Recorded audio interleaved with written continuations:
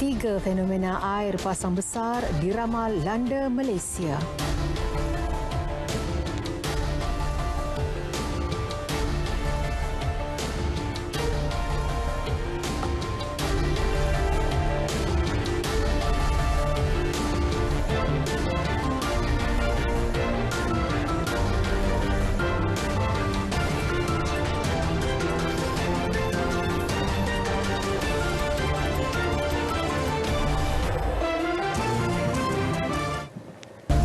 Assalamualaikum dan salam sejahtera saudara. Anda bersama saya Nurul Alis, Aidil Akhbar untuk laporan berita tengah malam. Saudara, tiga fenomena air pasang besar dijangka berlaku di Malaysia mulai bulan ini hingga awal Februari. Ia bermula pada 2 hingga 5 Januari diikuti 18 hingga 21 Januari dan 31 Januari hingga 3 Februari. Pengarah Bahagian Pengurusan Sumber Air dan Hidrologi Jabatan Pengairan dan Saliran GPS, Insinyur Azmi Ibrahim berkata paras air laut yang tinggi menjadi faktor berlakunya banjir air pasang besar. Ia akan menenggelami kawasan rendah sekiranya tidak diberi perlindungan, antaranya membangunkan penghadang di sepanjang pantai bagi mengelak air pasang besar yang akan menyebabkan banjir di kawasan pesisiran pantai. Keadaan berisiko menjadi lebih buruk sekiranya air sungai tinggi disebabkan hujan lebat. Ia menyebabkan air sungai tidak dapat mengalir ke laut dan bertembung dengan air laut yang tinggi hingga berlaku pertembungan yang boleh menyebabkan banjir. Di Terengganu, 37 penempatan dijangka berdepan risiko banjir susulan fenomena air pasang besar yang diramal berlaku hingga 8 Januari. Pengarah Jabatan Bomba dan Penyelamat JBPM Terengganu, Mat Hilman Abdul Rashid berkata 400 pegawai dan anggota bomba digerakkan bagi memantau secara berkala di kawasan berisiko. Dalam masa yang sama juga, pasukan-pasukan bomba dan juga penduduk-penduduk kampung ini sentiasa membuat pemantauan 24 jam. Dan mereka ini bergilir-gilir lah untuk membuat rondaan bagi memastikan kalau ada sekiranya kenaikan air secara mendadak, mereka bersedia untuk bertindak untuk mengosongkan kawasan, berpindah ke tempat yang selamat. Penduduk diingatkan agar tidak berkunjung ke pantai atas faktor keselamatan. Pemantauan di sekitar Kuala Selangor lewat petang tadi pula mendapati aras air di kebanyakan lokasi terkawal. Perinciannya bersama Suhail Muhammad Noor.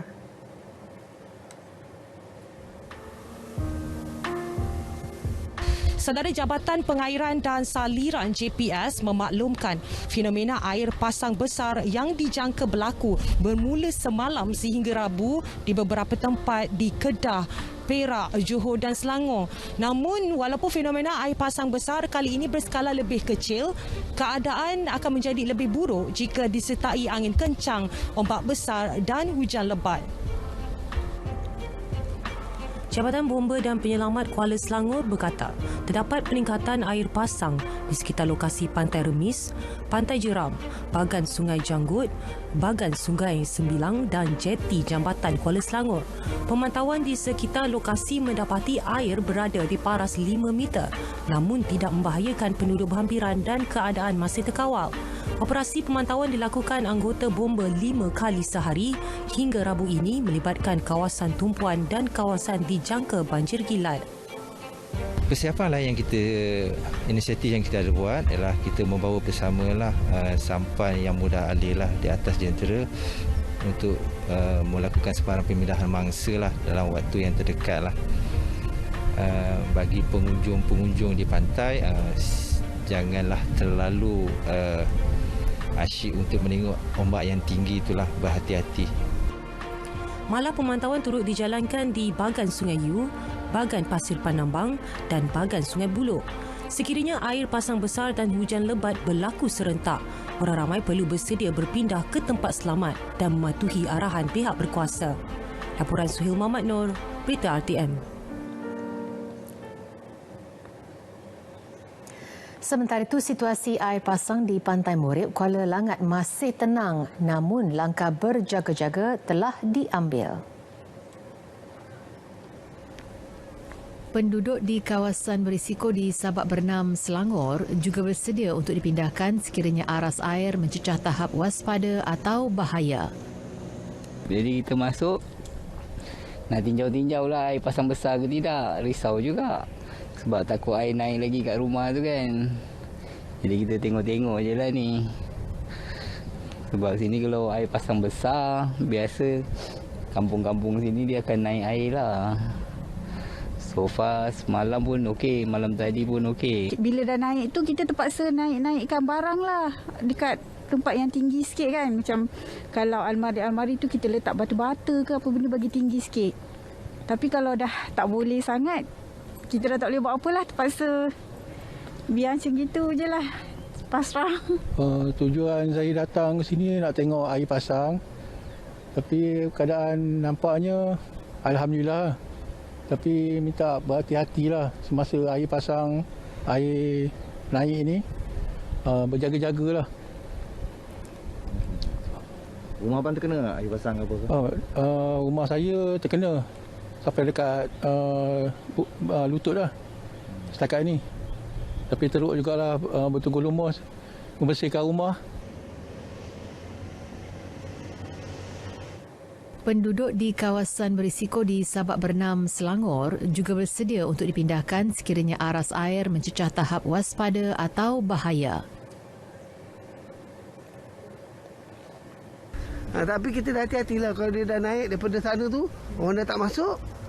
Mana kita siap-siap rumah balik lah. Mana kan dapat tak seberapa kenderaan barang-barang pengosak buat apa kan, terbalik je lah. Tapi kita nak cari rezeki, kita menjaga jugalah. Tu macam tu yang lain tu berserah pada Allah je lah. Kalau masa air terlampau besar, ni kalau air besar ni memang habis semua lah. Memang tak ada yang semua naik habis. Ini kalau air naik semalam lah, bagi Yakit 3 hari ni, air dah naik kuat. Tapi semalam angin saja. Hari Sabtu angin, hari Ahad ombak kuat lah, rasa tak kuat jugalah. Tapi tak sampai lagi sini. Memang kalau menjaga, kalau dah tahu, kami hati-hati je lah semua. Pastilah maklum lah nak cari rezeki kat sini.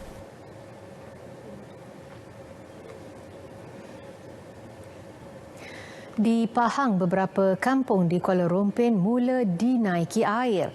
Untuk perkembangan semasa di lokasi, kita bersama Amirul Aizat. Amirul, bagaimana kesiapsiagaan penduduk dan pasukan penyelamat di sana ya? Baik, ketika ini beberapa kawasan seperti di Kampung Mentara ini sudah mula dinaiki air disebabkan air pasang dari Sungai Endau. Namun maklumat yang kami terima pada ketika ini paras air masih dalam keadaan yang selamat. Jadi untuk mendapatkan perkembangan terkini bersama saya Ketua Balai Bomba Daerah Rompin, Tuan Muhammad Aizuddin Jusnaidi. Okay, selamat malam Tuan. Selamat malam Cik. Okey Tuan, berdasarkan maklumat akan berlaku air pasang yang berskala tinggi. Jadi pada hasil pemantauan Tuan pada malam ini, apakah perkembangannya Tuan? Okey, daripada hasil pemantauan daripada pihak bomba sendiri, apa yang kita lihat, air sekarang tengah pasang di kampung. So, kita lihat masih lagi dalam keadaan terkawal lah.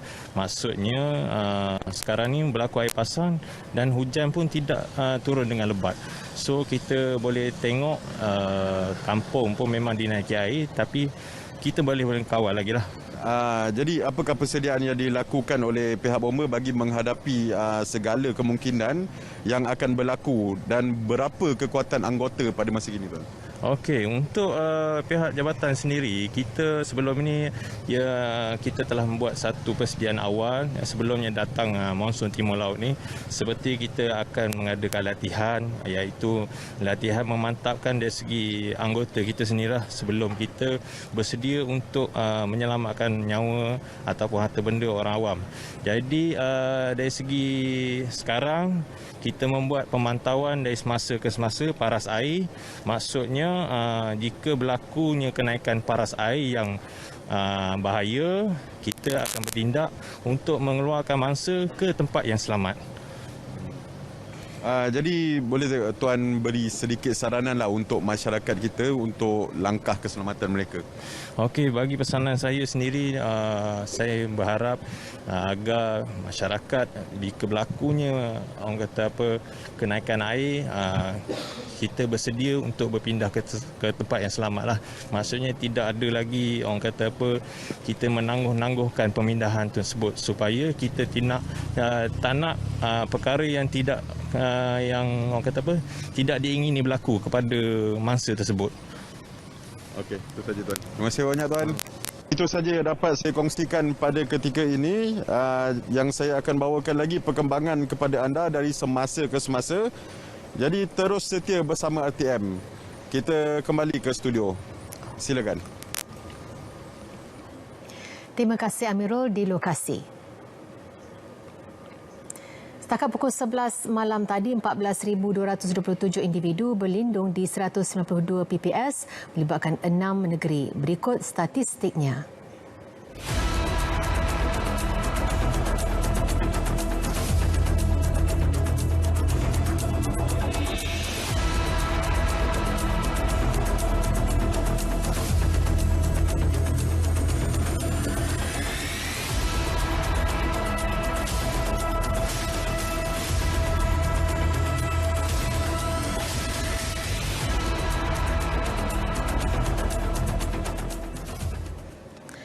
Saudara, ini berita yang baru kami terima. Tidak sampai 24 jam ditutup, namun pusat pemindahan sementara PPS di Terengganu kembali dibuka. Ia membabitkan satu PPS di daerah Kemaman. Sekretariat Jawatankuasa Pengurusan Bencana Negeri ketika mengesahkan perkara itu memaklumkan PPS MK Geliga dibuka. Ia menempatkan 10 penduduk daripada 2 keluarga. Pemindahan ini berikutan fenomena air pasang besar yang berlaku dan ianya dijangka berterusan selama seminggu bermula semalam.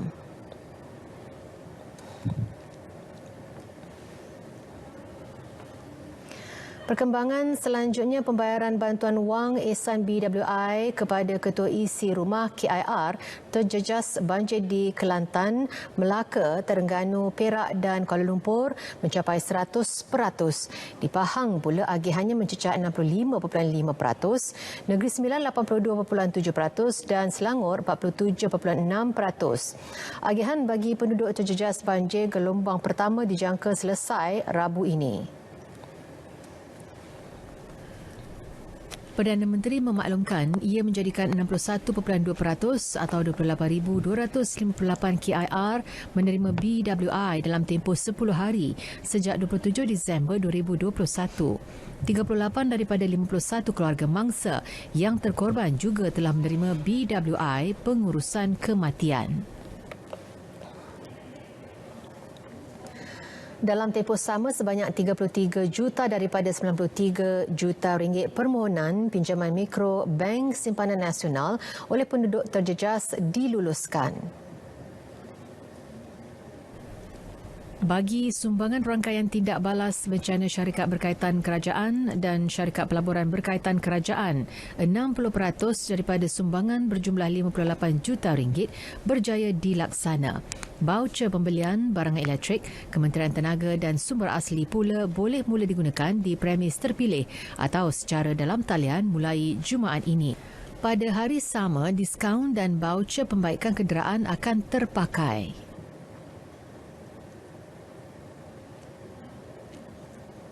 Dalam pada itu, permohonan pinjaman bantuan bencana untuk perusahaan mikro, kecil dan sederhana PMKS Bank Negara Malaysia telah dibuka sejak 27 Disember lalu. Permohonan moratorium sehingga 6 bulan bagi pinjaman sedia ada pula boleh dibuat mulai 19 Disember. Manakala pinjaman tekun untuk PMKS, pelaksanaannya telah bermula pada 1 Januari melibatkan dana 30 juta ringgit. 25 juta ringgit turut diperuntukkan kepada 3 kementerian bagi melaksana inisiatif pembersihan dan pembaikan infrastruktur awam.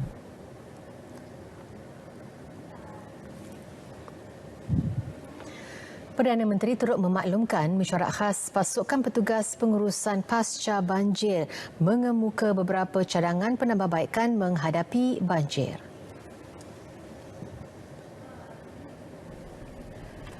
Antaranya menambah jumlah siren dilengkapi amaran suara di lokasi banjir untuk mengarahkan penduduk berpindah. Ia meliputi sistem amaran siren banjir berpusat di koordinasi Jabatan Pengairan dan Saliran serta kamera litar tertutup di stesen pemantauan aras air.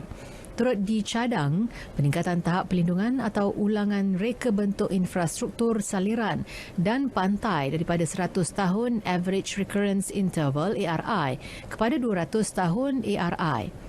Mesyuarat juga meneliti cadangan menambah baik aspek komunikasi, pendidikan dan kesedaran awam. Ia bakal dilaksana menerusi aktiviti latih amal banjir dan maklumat yang dihebah Kementerian Komunikasi dan Multimedia.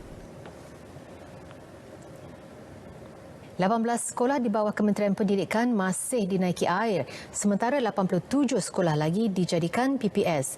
KPM dalam kenyataan memaklumkan sekolah terjejas bencana atau dijadikan pusat pemindahan hanya akan dibuka semula setelah ia sedia untuk beroperasi. 8 sekolah di lokasi banjir sudah pulih namun belum bersedia untuk beroperasi buat masa ini. Pengoperasian institusi pendidikan yang telah selesai dibersihkan dan bersedia untuk kembali beroperasi akan bermula pada hari Ahad atau Isnin minggu persekolahan berikutnya. Jangan berlengah untuk keluar dari kediaman dan bersedia berpindah ke pusat pemindahan sementara jika berdepan risiko banjir. Itu saranan Menteri Perumahan dan Kerajaan Tempatan Datuk Seri Rizal Merican Nain American kepada penduduk terjejas banjir. Beliau menyertai unit pasukan udara, Jabatan Bomba dan Penyelamat meninjau operasi banjir di Negeri Sembilan, Melaka dan Johor siang tadi. Beliau turut berkesempatan menyantuni penduduk di PPS Kampung Pudu, Kampung Lubuk Lanjut dan SK Batu Anam, Segamat Johor. Di negeri Johor sahaja saya difahamkan PPS sudah ada 47 PPS yang melibatkan 853 keluarga ataupun 3,284. Dan keanggotaan di Segamat saja bomba ni kita tempatkan sekitar 150 dengan jentera semua sekali sekitar. Ada 8 buah bot.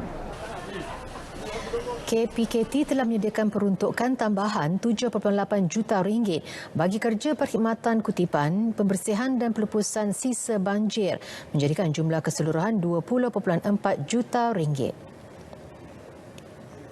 60 pegawai dan 1,123 anggota lain-lain pangkat Angkatan Tentera Malaysia ATM telah dihantar ke negeri terjejas banjir menerusi Ops Murni setakat ini. Turut digerakkan 190 aset seperti bot, enjin bot, truk 7 tan, truk 3 tan serta ambulans medan. Saya sedia maklum bahawa kita di Johor ni dah mula dilanda banjir.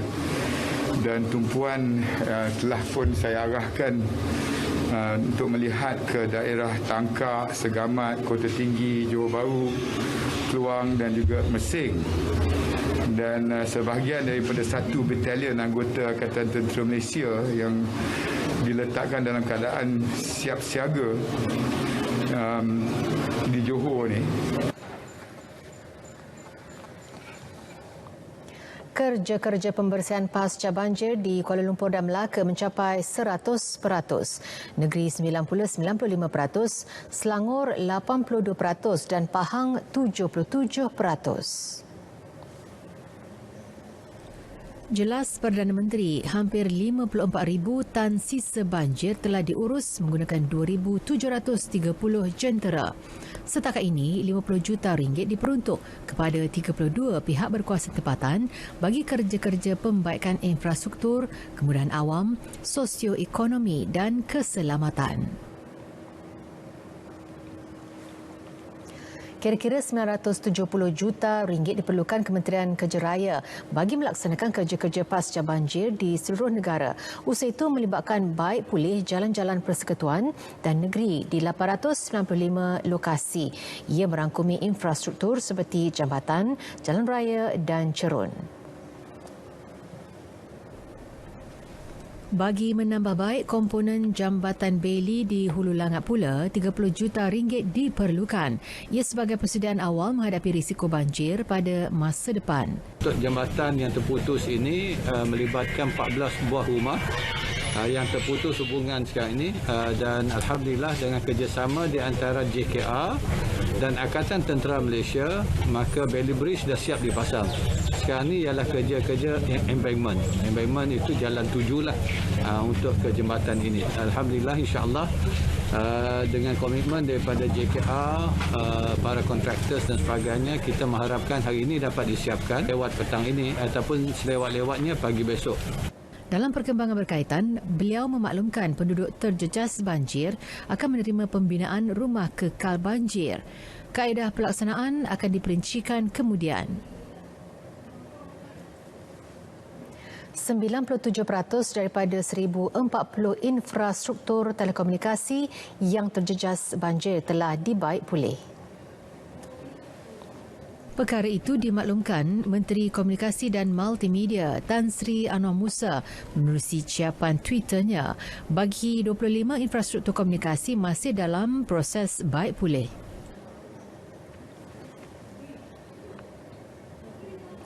Pasukan Bencana Istana Negara giat melaksanakan misi bantuan mangsa banjir dengan melakukan kerja-kerja pembersihan rumah dan kawasan sekitar Taman Wijaya Karak Pahang.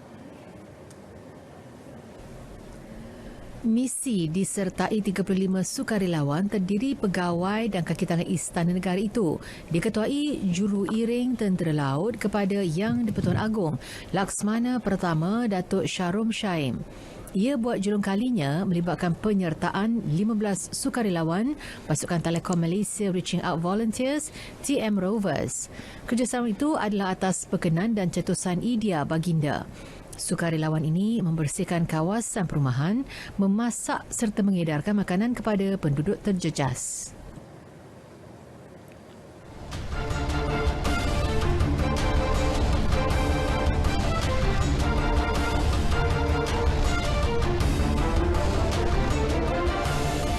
Kita beralih ke segmen sukan. Kejohanan badminton terbuka India akan menjadi medan ujian pertama gandingan beregu campuran negara Chan Peng Soon dan pemain muda wanita Valerie Xiao. Kejohanan bakal berlangsung 11 hingga 16 Januari ini. Jelas Chan Peng Soon, perbezaan usia bukan halangan untuk menggegar gelanggang. Sekarang macam new partner kan, so pun saya tak walaupun dia umur 20 ke atau 30, tapi partnership memang partnership lah.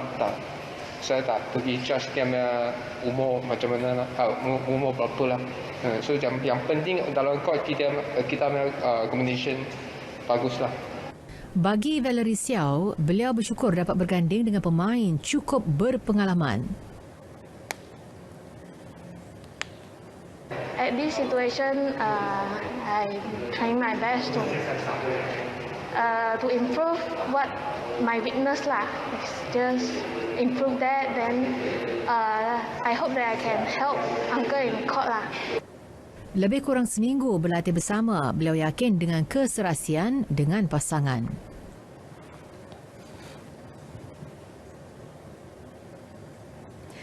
Ketua Jurulatih Kebangsaan Tan Cheng Ho melepaskan jawatannya secara rasmi. Pengunduran disahkan Persatuan Bola Sepak Malaysia FAM. Setiausaha Agung FAM Muhammad Saifuddin Abu Bakar memaklumkan hasrat untuk letak jawatan dinyatakan Cheng Ho semasa perbincangan dengan pengurusan Badan Induk Terbabit. Antara faktor utama pengunduran diri dibuat kegagalan skuad kendaliannya melangkah ke separuh akhir Piala Suzuki FF 2020 di Singapura baru-baru ini. Selepas berbincang secara terbuka dari semua sudut, pihak pengurusan FAM menghormati keputusan tersebut dan setuju melepaskan Cheng Ho menerusi persetujuan bersama kedua-dua pihak. FAM mengucapkan penghargaan atas khidmat bakti Cheng Ho yang telah berkhidmat selama 14 tahun bersama skuad kebangsaan. Antara kejayaan diraih beliau ialah membantu Malaysia menang pingat emas Sukan C 2009 dan menjuarai Piala Suzuki AFF 2010 ketika bergelar pembantu kepada Datuk K. Raja Gopal serta naib juara Piala Suzuki AFF 2018 selaku ketua jurulatih. Teka-teki siapa yang bakal mengisi kekosongan jawatan pengarah teknikal FAM hanya akan terjawab Rabu ini. Setiausaha Agungnya Muhammad Saifuddin Abu Bakar berkata pengumuman yang sepatutnya dibuat siang tadi terpaksa ditangguhkan selepas individu berkenaan perlu menjalani kuarantin. Saifuddin berharap semua pihak dapat bersabar dan menanti pengumuman terbabit. Belum ada. Saya tak boleh nak buat komen setakat ini, ya, yang secara rasmi saya tak boleh nak buat komen sebab kita tunggu sampai 5 hari bulan dan kita akan buat penampilan. Beliau ditemui selepas hadir menyaksikan perlawanan akhir kejohanan Kuala Lumpur Women's Football Championship. Kerusi pengarah teknikal FAM kosong sejak September lalu susulan peletakan jawatan Dato' Ong Kim Swee yang menerima peranan sebagai jurulatih Sabah FC.